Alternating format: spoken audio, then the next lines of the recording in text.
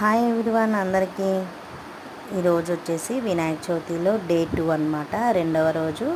Already మేము ఈరోజు Sunday రోజు అందరూ ఇంట్లోనే ఉంటారు కదా, సార్ వాళ్ళు అందరము అనేసి, డైలీ అంటే ఎవరు వాళ్ళ ఆఫీసులకు వెళ్ళిపోయి నైట్ వస్తారు అనేసి, సండే కదా అనేసి అందరం మధ్యాహ్నం లంచ్ ప్రిపరేషన్ చేసుకున్నాం అనమాట. ఒక్కొక్కరం 2 items, curd, rice, curries, puri, chapati అలా.